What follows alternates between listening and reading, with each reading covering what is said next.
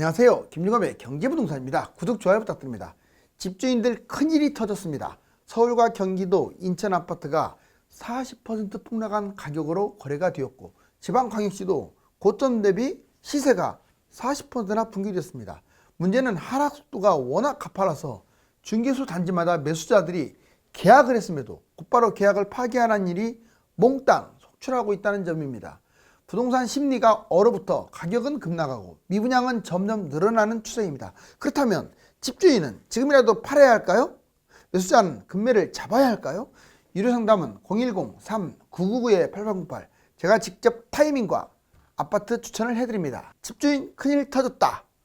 중개소 단지마다 몽땅 계약 취소. 지금 손가락이 완전히 꽁꽁 묶여 있네요. 자, 지금 아파트가 이렇게 꽁꽁 묶여있는 상태예요. 매수자들이 지금 나타나지 않고 있습니다. 안 팔려요. 자, 이제 집값 폭락의 문제가 얼마나 심각하냐 한번 볼까요? 자, 집값 폭락 잠부더니 영끌죠. 거래 질벽의 호가도 뚝 떨어졌고, 먼저 이게 지금 흐름상으로 보면은 거의 이렇게 보여요. 반토막이. 왜? 이미 1년 빠진 곳, 6개월, 9개월 빠진 곳, 6개월 빠진 곳, 그 가격대들이 쭉 있잖아요. 지역마다. 지금 현재 거의 육박을 하고 있어요. 1년밖에 안 됐는데 97년, 2003년, 2013년 세 번 평균 때 반토막이 났었는데 지금 이런 아파트들이 이제 얼마 되지도 않았는데 생각보다 빠르게 빠지고 있습니다. 왜냐하면 거품이 심하기 때문에 많이 빠지는 거예요. 전국 모든 평형, 폭등 아파트, 반토막 예를 들자면 버블7 50% 정도가 지금 예전에 폭락을 한 적이 있었죠. 자, 이번에 엄청 또 급락을 하고 있어요. 이 속도가 예전하고는 비교도 안 됩니다. 하락장 초기임에도 불구하고 단기 폭락에서 지금 매도자들이 타이밍을 지금 놓칠 수밖에 없는 그런 분위기예요. 장기간 폭등 중에 일시적 하락으로도 착각하는 분들도 있어요. 예를 들면 2022년 지금 15억짜리 고점 15억 찍은 게 지금 10억에도 팔리고 있어요. 이것도 지금 사람이 줄 서 있는 게 아니에요. 사람이 나타나야, 임자가 나타나야 거래가 돼요. 그 지역의 사람들은 금매라고 생각하고 매수할 수 있지만 외지인들은 아예 보지도 않습니다. 자, 그 다음에 팔리지도 않아요. 6개월 이상 하락. 그리고 지금 현재 6개월 정도 하락을 했잖아요.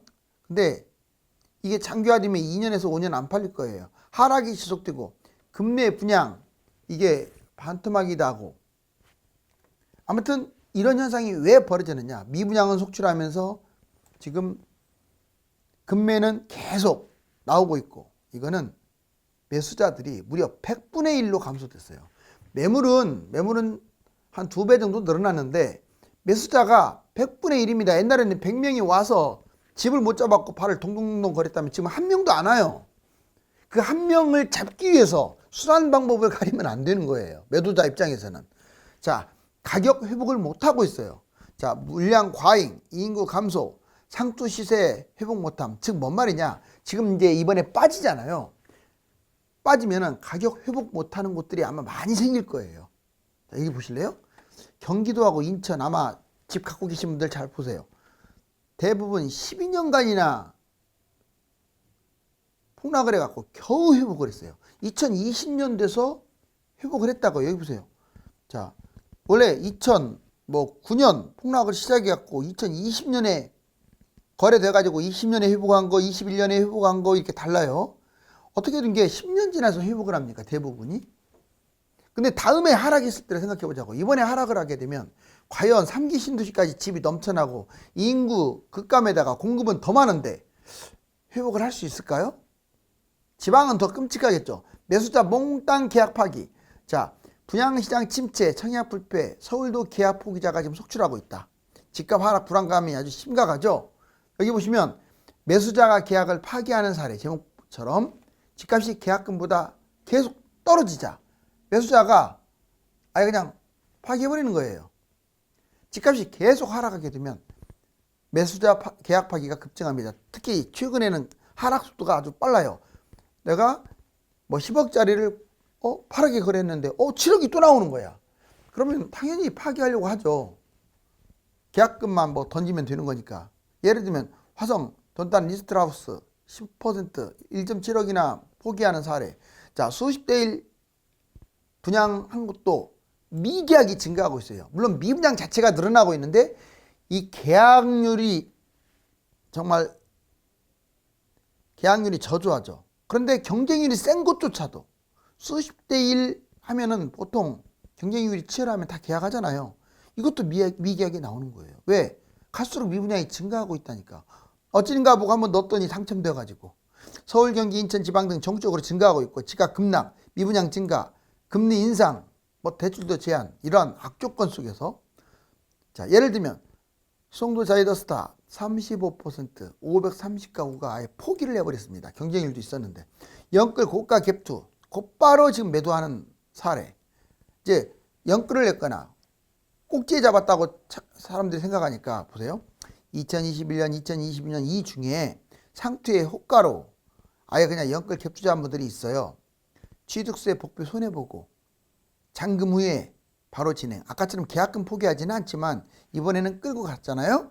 자, 왜 희망이 없으니까 내려가기만 하니까 더 떨어지기 전에 아예 손해보고 팔아버리자. 매도를 진행한다 이 말이에요. 전국 아파트, 빌라, 아파트만 아니라 빌라, 오피스텔 지금 이것도 증가 추세예요. 자 이제 성공 사례와 실패 사례 반복됩니다. 역사는 반복의 연속이거든요. 여기 보면 2011년에서 2016년 대략 하락장, 2017년에서 21년 상승장, 2022년에서 26년 예측인데 이미 하락하고 있으니까 하락장이 될 것 같아요.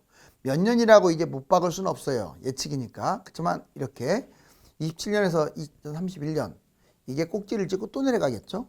자 여기서 보면은 성공 사례와 실패 사례를 볼게요. 성공 사례. 자 2011년 이 바닥에서 잡은 거야. 이 사이에서 2013년 경기 10억 아파트를 자 5억까지 떨어지니까 5억에 매입을 했어요.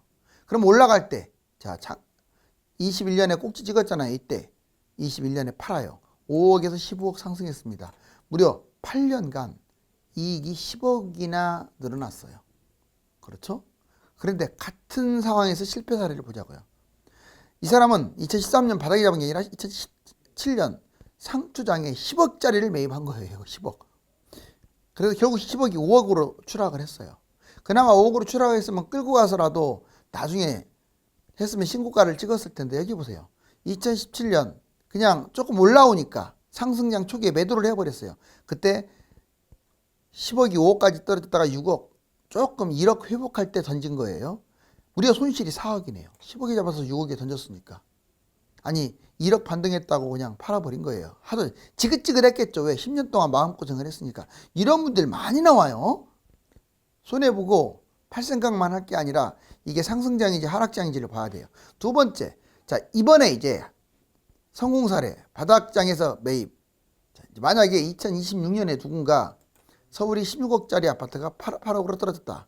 자 매입을 하게 되면요 2031년 꼭 연도가 똑같지는 않지만 대략 8억이 16억 회복하고 22억으로 갈 거예요. 그럼 6년간 14억이나 벌 수 있어요. 이거 이해가세요? 그 다음에 이번에는 이제 실패 사례 21년이나 2년 작년이나 올해 지금 꼭지에서 매입했다고 봐요. 서울 16억에.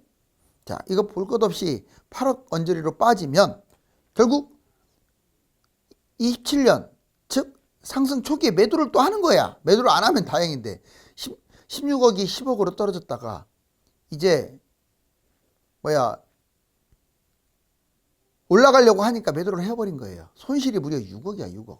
5년 동안 내내 마음고생하고 손실돼서 팔고 즉 이때는 팔면 안 돼요. 끌고 가거나 아니면 얘를 팔아버리고 더 많이 떨어진 걸로 갈아타거나 어떤 방법을 강구해야지. 이제 좀 뛰었다고 상승장에 팔아버리면 여기 보세요. 27년부터 31년까지 올라가는데 역사는 반복입니다. 또 이렇게 성공 사례가 반복되고 실패 사례가 반복되는데 여러분들이 실패 사례 반복되면 안 되겠죠. 지금 대폭락이 왜 위험한 줄 아세요? 부동산 대폭락 전조 스멀스멀 일각에서 내년 하반기로 지금 거론하고 있는데 지금 대폭락이 위험한 이유는 전국 집값이 다 떨어질 거예요. 이번에는. 예전에는 수도권 중심의 일부만 많이 올랐어요. 근데 이제는 달라요. 자, 2014년에는 버블, 세븐 얘들이 많이 뛰었기 때문에 이것 위주로 폭락했지만 자 다음 하락장 25년에는 다 뛰었잖아요. 거품. 전국 모든 것들이 거품이라서 다 떨어집니다. 자 2013년에는 중대형 위주로 주로 폭락을 했다면 2025년에는 모든 평형이 폭락할 가능성이 커요. 많이 오른 건 더 떨어지고요. 2013년에 수도권 중심으로 떨어졌다면 2025년에는 전국, 지방도 완전 폭락을 한다. 이건 거의 기정사실이라고 봐야 돼요. 왜? 지금 하락이 거의 비슷하잖아요. 지금 사이클이. 옛날에는 수도권과 지방이 사이클이 달랐어요. 지금은 비슷해요. 모든 부동산 위험, 2013년 아파트 폭락. 자, 25년 비아파트, 비주택 폭락. 즉 예전에는 아파트 중심으로 많이 뛰어서 아파트만 떨어졌다면 이번에는 아파트뿐만 아니라 아파트가 아닌 것들, 비주택도 폭락한다는 거예요. 자, 이제 2014년에는 대단지 중심으로 많이 뛰어서 얘들만 폭락했다면 25년 이후에는 중수용 아파트, 중수용 단지 다 이런 것들이 떨어져요. 소형도 많이 빠지고요. 나홀로도 많이 폭락합니다. 왜? 여러분들 나홀로도 엄청 쪘잖아요 지금. 자, 2013년 이때 안 떨어지는 것도 있고 60%까지 폭락한 게 있다면 이번에는 거품이 더 세서 안 떨어지는 건 거의 없어요. 이제 20에서 80% 많이 올라간 건 이렇게까지 추락합니다. 그 다음에 인구 공급 위기. 옛날에는 이런 얘기가 별로 안 나왔어요. 2013년만 해도 이 얘기가 안 나왔다고요. 별로. 이때는 공급만 넘쳤는데 25년 이후에는 인구도 감소하고 1인 가구만 증가하고 공급 과잉 두 가지가 인구에다가 공급이 플러스 됐어요. 그러니까 더 위험하죠. 2013년에는 인구 문제가 없었어요. 25년에는 생산인구, 저출산, 고령화, 1인 가구. 자, 2013년에 지방에 크게 문제 없었습니다. 별로 안 뛰었으니까. 그런데 25년에는 지방 인구도 감소한 데다가 또 상경하는 사람들이 많이 늘어나요. 또 집값도 엄청 거품이 심했죠. 그래서 지방이 상당히 위험해요. 수도권보다. 자, 이제 부동산 폭락 후에 세 가지 방향. 어떤 아파트를 사야 하느냐. 자, 부동산 폭락 후에 세 가지가 있습니다. 먼저 회복을 후에 이제 폭락하고 회복한 다음에 신고가를 찍는 아파트가 있고, 두 번째 폭락을 하고 현재 가격을 겨우 회복하는 아파트가 있고, 아파트가 아니라 이제 부동산 전체 다 빌라도 마찬가지. 자, 폭락 후에 회복은커녕 장기 횡보할 수가 있다. 즉 회복도 못하고 오랫동안. 자, 볼까요? 회복 후 신고가. 부동산 역사적으로 보면 폭등과 폭락 후에 결국은 큰 폭으로 올랐죠. 부동산 폭락, 가격 회복, 신고가 이 단계로 진행하잖아요. 자, 그런데 미래는 달라요. 양극화 서열화가 이루어져서 서울 수도권 지방에 따라서 회복 후 신고가를 찍는 게 있고 못 찍는 게 있고 그래요. 주로 서울이 제일 유리하겠죠. 자, 그 다음에 현재 가격을 겨우 전국적으로 회복을 한 정도. 부동산 사이클상 자 하락을 한 다음에 경제위기가 터질 경우에요. 이때는 확률은 높진 않아요. 경제위기가 터질 확률보다는 안 터질 확률이 좀 더 훨씬 크잖아요. 아무튼 터져버리면 마이너스 30에서 마이너스 70%까지 이렇게 추락하게 되면요, 나중에 떨어진 다음에 겨우 회복. 그래서 아까 경기도 인천 거의 10년 이상을 회복 못했다고 제가 얘기했잖아요. 80% 이상의 아파트가. 자, GDP 대비 집값 거품 대부분 폭락 후에 이제 나중에는 회복하겠죠. 자, 근데 3대 변수가 있습니다. 집값 거품, 인구 감소, 공급 과잉에 따라서 회복을 못할 수도 있어요. 자, 이제 장기 동안 횡보. 이거 일본을 말하는 건데 1991년 마이너스 53% 떨어졌고, 자, 1997년 IMF 때 50% 떨어졌고, 부동산이. 자, 2008년 마이너스 40%까지 떨어졌는데, 자, 경제 성장률, GDP 성장률이죠. 이게 떨어지면은 일본 짱 날 수도 있어요. 지금 우리나라가 경제 성장률이 후진국인 일본보다 훨씬 제가 좋다고 얘기했어요. 자, 일본 폭락 후 경제 성장률이 낮고 20년 동안 국민소득도 제자리, 미래 먹거리도 아예 없어요. 일본은 그냥 인구 1억 2천만으로 먹고 사는 나라야. 근데 우리나라는 치열합니다. 그렇게 먹고 살 인구도 많지 않고, 자, 북한도 있고 중국 경쟁자가 있고, 그러다 보니까 치열하게 하다 보니까 아무래도 많이 미래 먹거리들을 지금 계속 연구하고, 그래서 일본 짝은 안 날 것 같아요. 장기 침체는. 참고하세요. 결론적으로 자, 이게 된다고 생각하면 안 돼요. 회복 후 신고가 찍는 것들을 잘 파악을 해야 돼요. 겨우 회복하거나 회복도 못한 것들도 있을 수 있다. 자, 이제 부동산 폭락적 대상, 돈 버는 방법. 자, 부동산 폭락적 대상 방법을 한번 볼까요? 많이 하락을 그러면 어디 가느냐? 많이 올라간 곳이 많이 하락한다. 여기는 안 떨어진다. 다시 말하자면 강남 안 떨어진다. 자, 웃기는 소리 하지 말라고 하세요. 자, 거기는 좀 늦게 떨어질 뿐이지 나중에 한 번에 그냥 세게 떨어지는 거예요. 자, 여기 아예 1번으로 해놨잖아요. 강남 한강변. 여기가 제일 많이 떨어져요. 왜? 비싸니까. 많이 올랐으니까. 두 번째 서울의 비싼 아파트. 그리고 1, 2기 신도시들 다 10억 넘어가잖아요. 웬만하면. 이런 것들 많이 떨어집니다. 경기도에서는 여기가 제일 많이 빠져요. 1, 2기 신도시가. 그 다음에 경기도의 비싼 아파트들, 신도시는 아니지만 유성도시의 비싼 것들, 지방의 비싼 아파트들, 뭐 20억짜리, 15억짜리 막 랜드마크들. 자, 그 다음에 고분양한 아파트들, 마이너스로 아예 그냥 급나가겠죠? 미분양 아파트들. 현재 미분양, 얼마나 안 좋으면 미분양이겠어요? 이번에 하락 위험 대상자들.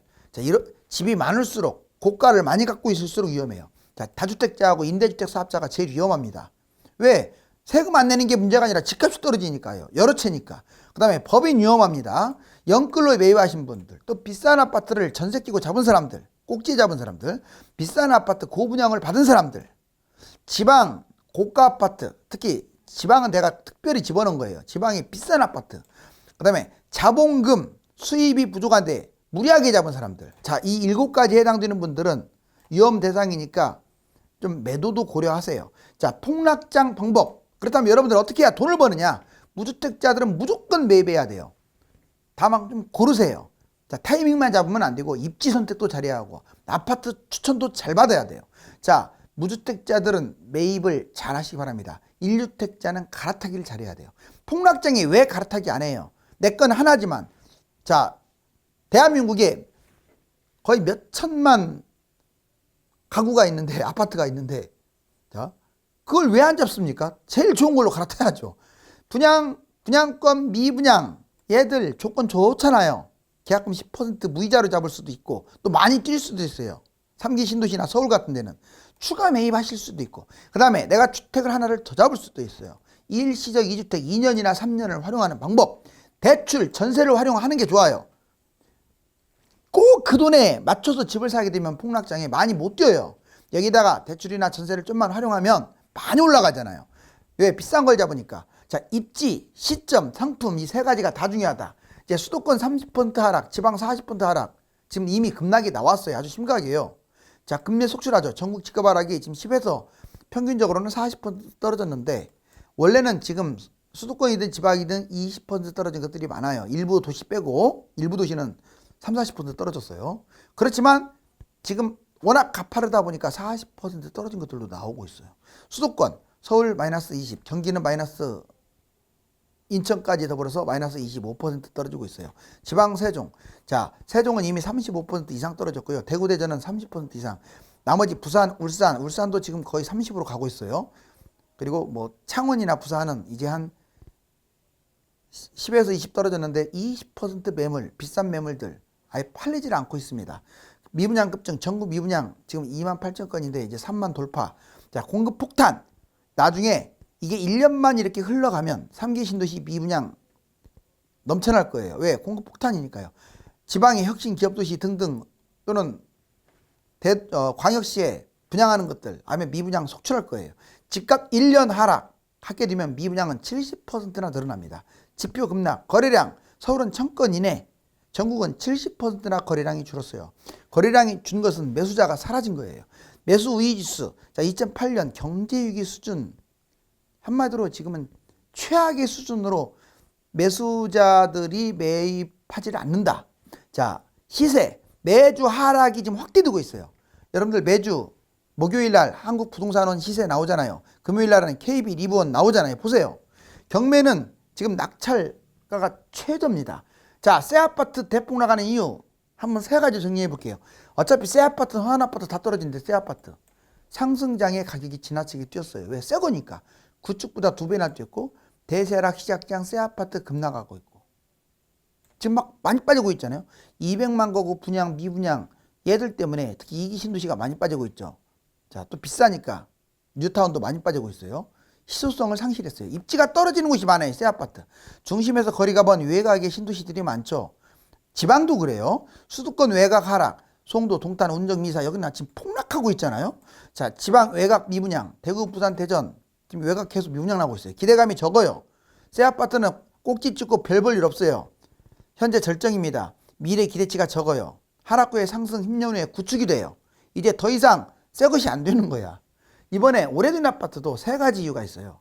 가격 상승장의 가격이 폭등, 특히 재건축 관련된 것들이 많이 빠져요. 여기 보세요. 재건축.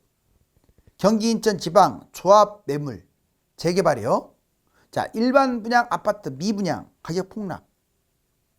그 다음에 갭 차이가 커요. 자, 오래된 아파트의 단점은 전세와 매매가가 차이가 커서 하락폭이 커져요. 나중에 재건축 기대주들이 특히 몰락을 하죠. 실거주보다 투자 목적이 많아요. 재건축은. 그래서 더 위험해요. 자, 분양세 아파트로 갈아타기.